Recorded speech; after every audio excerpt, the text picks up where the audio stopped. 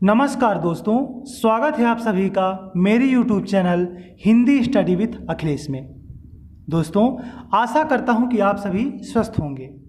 आज की चर्चा का विषय है कक्षा 10 हिंदी विशिष्ट पद्यखंड पाठ 1।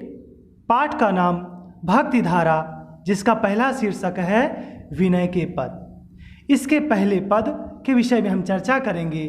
कवि हैं सूरदास जी। चलिए दोस्तों, हम आगे चलते हैं।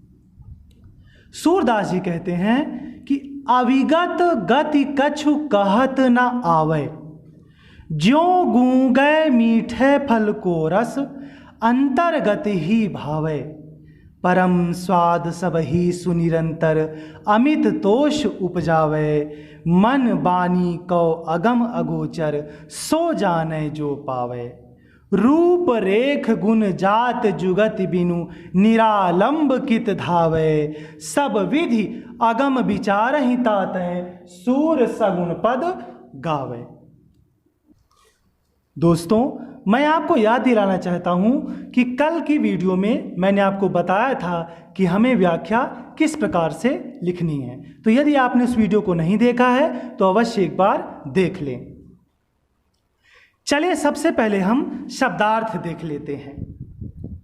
अविगत अर्थात जिसके विषय में कुछ ज्ञान ना हो, या निराकार गति अर्थात स्थिति, ना नहीं, ज्यों जिस प्रकार, रस का अर्थ होगा आनंद, अंतर्गत यानी मन ही मन, परम श्रेष्ठ, अमित अत्यधिक, तोष संतोष, उपजावे उत्पन्न करता है, बानी वाणी। अगम का अर्थ होता है दोस्तों जहाँ तक पहुँचा ना जा सके या जहाँ पहुँचा ना जा सके। अगोचर का अर्थ होता है जो दिखाई ना दे। सो माने वही, जाने यानी जानता है, जो यानी जो, पावे यानी प्राप्त कर चुका है। रेख आकृति, गुण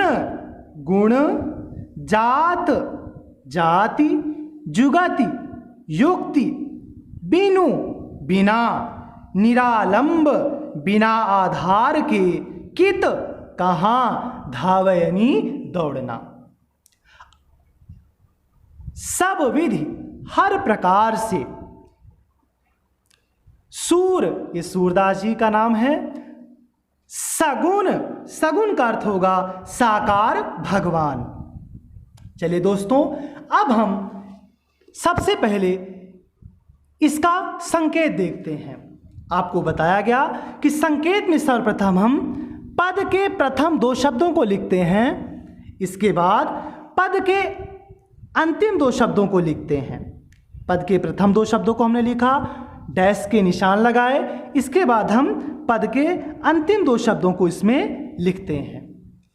इसका संकेत क्या बनेगा? अविगति डैश डैश करके पद गावे। दोस्तों, व्याख्या का दूसरा मुख्य बिंदु होता है उसका संदर्भ। तो इसका हम पहले संदर्भ सुनते हैं।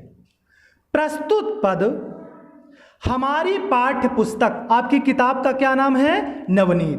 प्रस्तुत पद हमारी पाठ्य पुस्तक नवनीत के भक्ति धारा नामक पाठ से विनय के पद नामक शीर्षक से लिया गया है, जिसके कवि सूरदास जी हैं। इसका प्रसंग देख लेते हैं।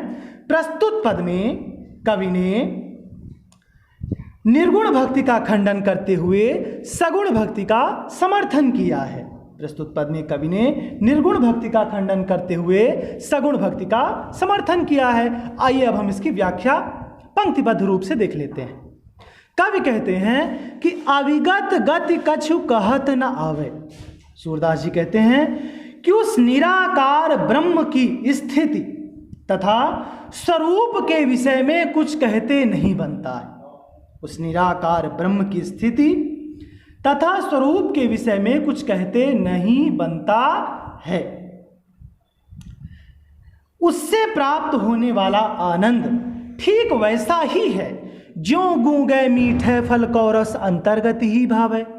उससे प्राप्त होने वाले आनंद का अनुभव ठीक वैसा ही है जैसे गूंगा व्यक्ति मीठे फल के रस से प्राप्त आनंद का अनुभव अपने अंतर मन में ही करता है, लेकिन उसका वर्णन शब्दों में नहीं कर पाता है।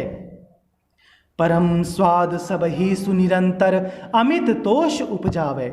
यद्यपि उस निराकार ब्रह्म की श्रेष्ठ आनंद की अनुभूति सब ही सुनिरंतर सभी प्रकार के असीम संतोष उत्पन्न कराती है, किंतु मन बानी कौ अगम अगोचर सो जाने जो पावे।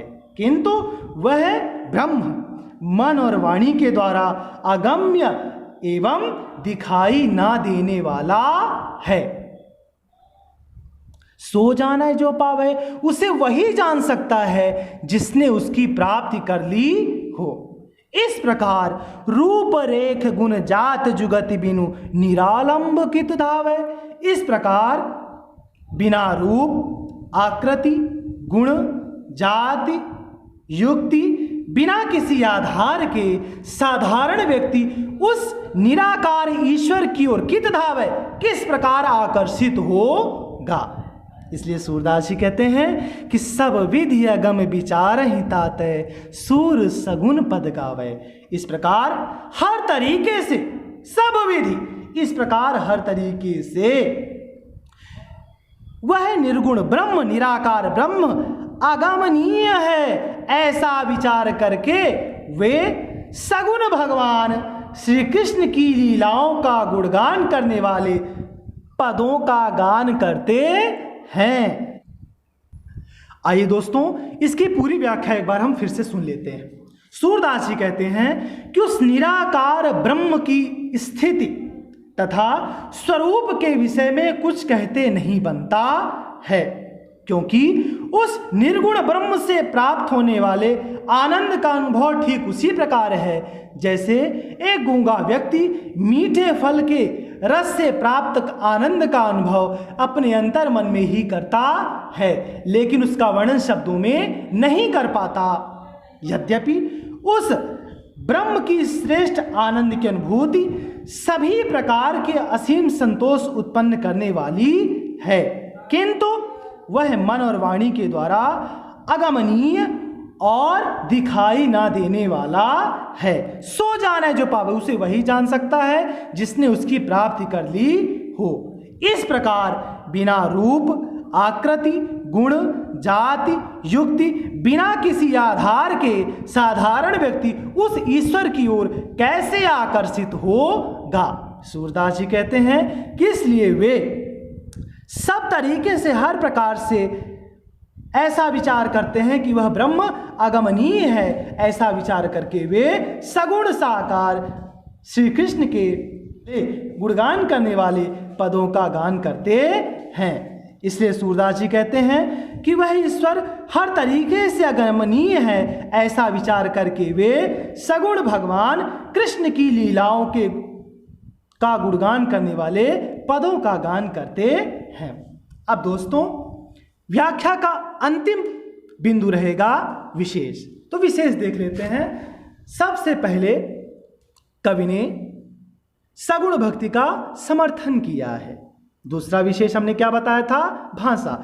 तो प्रस्तुत पद में कवि ने ब्रजभाषा का प्रयोग किया है। तीसरा विशेष हमने क्या कहा था आपसे? रस। तो प्रस्तुत पद में कवि ने शांत रस का प्रयोग किया है। फिर अगला क्या बनेगा? अलंकार। तो अलंकार इसमें देख लेते हैं। जैसे इसमें आप देखें, सूर सगुन जात जुगति आगम अगोचर, इन सब शब्दों में अनुप्रास अलंकार का प्रयोग किया गया है। बहुत बहुत धन्यवाद बच्चों। मिलते हैं अगले वीडियो में। यदि आपको मेरा ये वीडियो पसंद आया हो तो मेरे इस वीडियो को लाइक करें, मेरे चैनल को सब्सक्राइब करें, बेल आइकन को दबाएं, जिससे आने वाले मेरे वीडियो की नोटिफिकेशन आपको समय समय पर प्राप्त होती रहे। मिलते हैं हम अगले वीडियो में। तब तक के लिए आप सभी को राम राम।